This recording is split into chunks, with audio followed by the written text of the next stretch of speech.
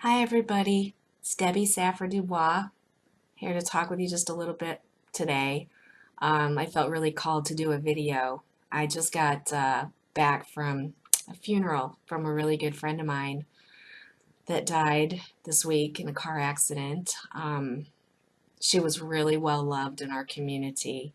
Um, I heard someone say that, if there's someone who was like a celebrity status without being a celebrity, my friend Pam was one. Everybody knew who she was, and she always had a huge smile for everybody. And she was so passionate about life, and it was really hard to see her go.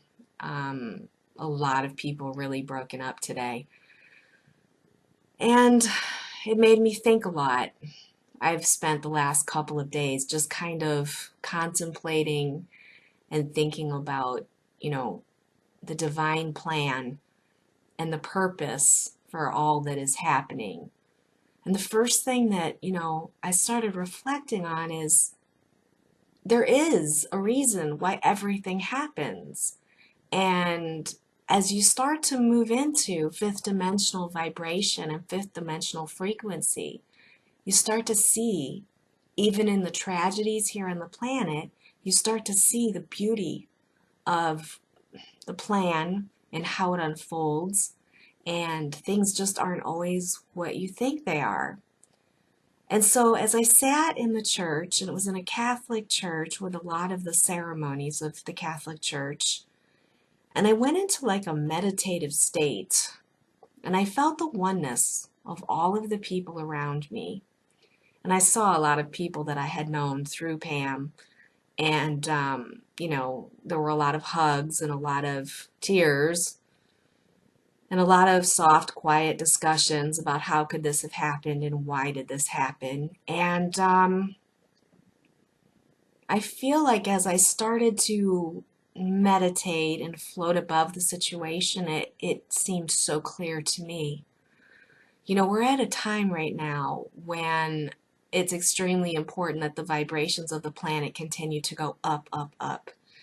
And there are certain people on the planet that are here to ensure through their participation that all of the sections of society actually start to resonate at a higher vibration. And I found it really interesting that my friend Pam was very involved in a small town community, although she was loved around the world by a lot of different people, but she was very involved in her small community.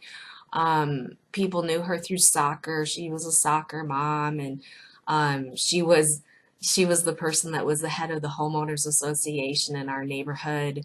Very passionate about everything that she believed in, and she would step right up to make the changes that she wanted to see in the world. And she was really involved in the community of people who I want to say are oftentimes the people who are on the 9 to 5 grind, um, in finding, what do you want to say, finding some kind of union with others through cookouts and social gatherings and ladies' nights out. And oh, she was very active at the gym. I mean, she was active at the gym. I can't tell you, she went to my gym.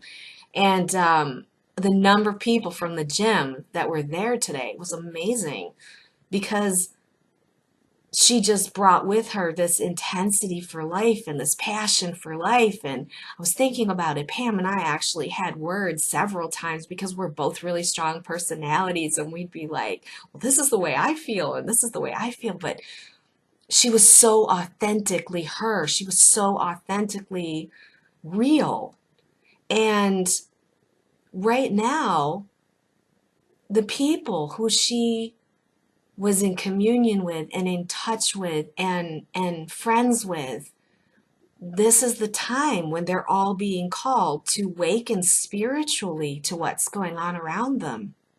And I saw the perfect placement of my friend Pam as the person who would make everyone stop and really, really go into their heart to search for answers, to look upward, inward, into the bigger picture of why we're here. Um, because she lived a very, I want to say, normal life. I don't always feel that I live a normal life. I was just talking to a friend of mine, and my friend Terry, and she was like, yeah, our conversations are always deep. I said, I don't know how to have a surface conversation. My conversations with all the people in my life always go deep. It doesn't matter who I'm talking to. I had many deep conversations with Pam and her husband Tom and a lot of the people in our neighborhood on a one-on-one basis. We all got together, it was more of us being surface and hi and how is everybody but the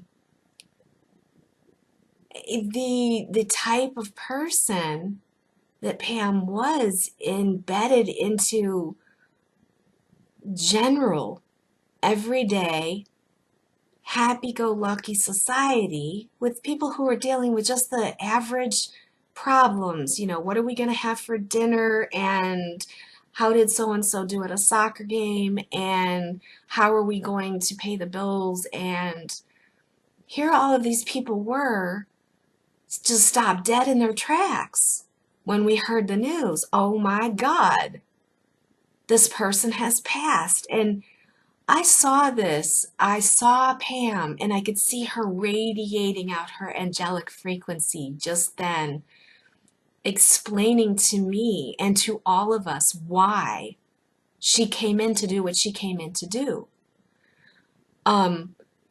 She was an active mother, very active, very devoted to family, in all of these things.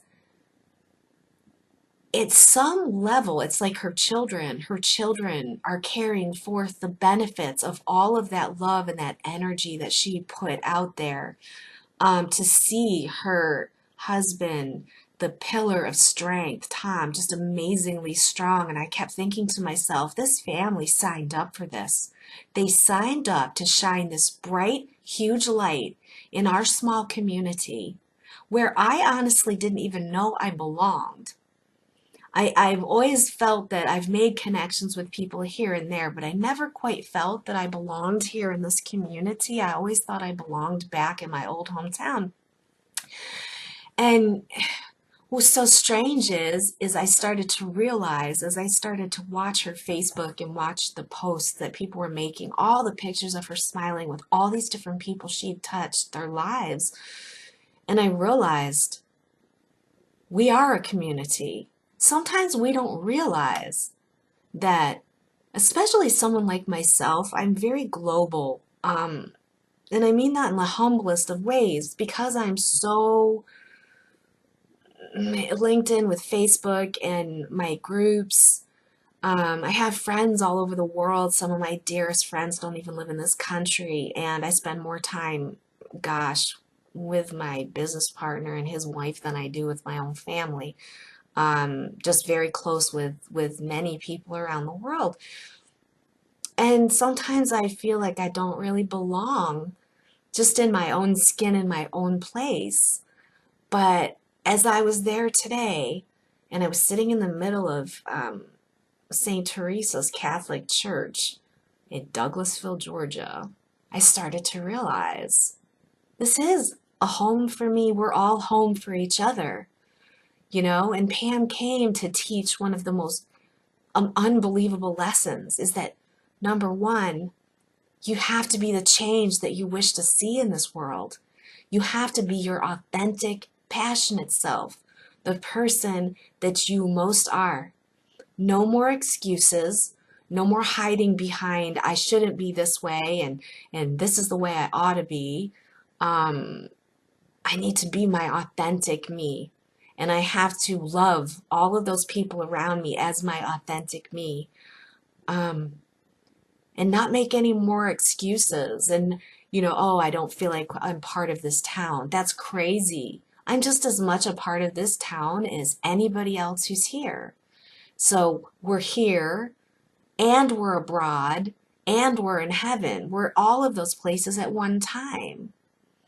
So going along with some of the things that I've been, really focusing on, which is how is what's happening mirroring to me what I need to see about the world? I've had a lot of people reaching out to me lately that are, going through some tough times, and I'm experiencing some situations with my own family.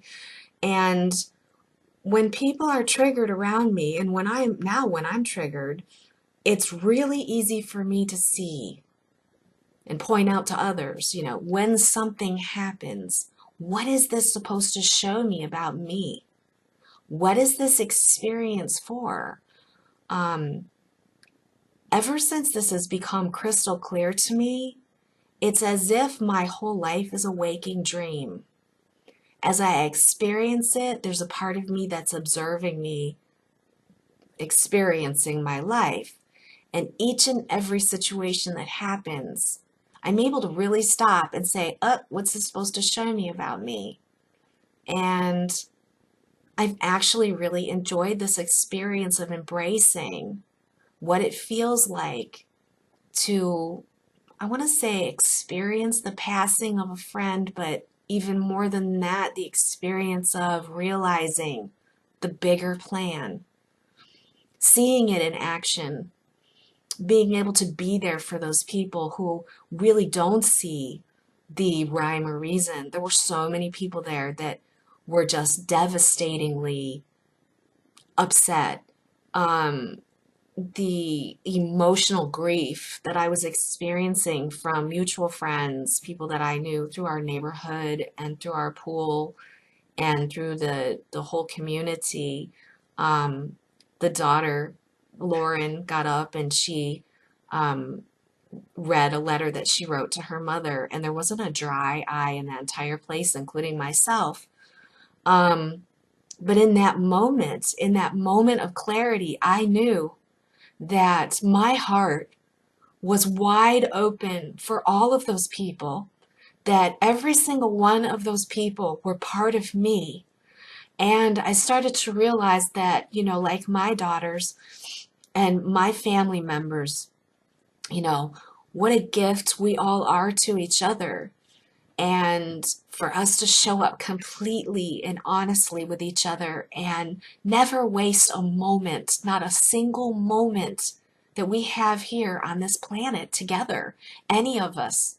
That means you and me and everyone that's surrounding us, just how important each and every one of us are in this big puzzle, in this big archaic design of divine beauty and wonder. And we're here to take this whole place to a brand new level. So never discount how important you are or those people who are close to you are. Find a way to make peace with who you are. Find a way when there's circumstances that come up that upset you, that anger you, when someone tells you something and it makes you angry, you can just stop and say, wait a minute. What is the symbol, the dream symbol in this for me? What am I supposed to learn about myself? What is this person saying to me? What am I trying to say to myself by what this experience is trying to teach me?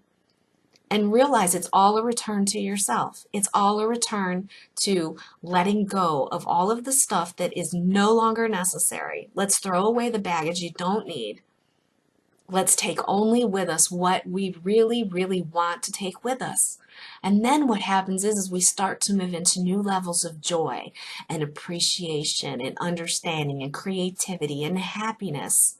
And that is what I would like to thank my friend Pam for.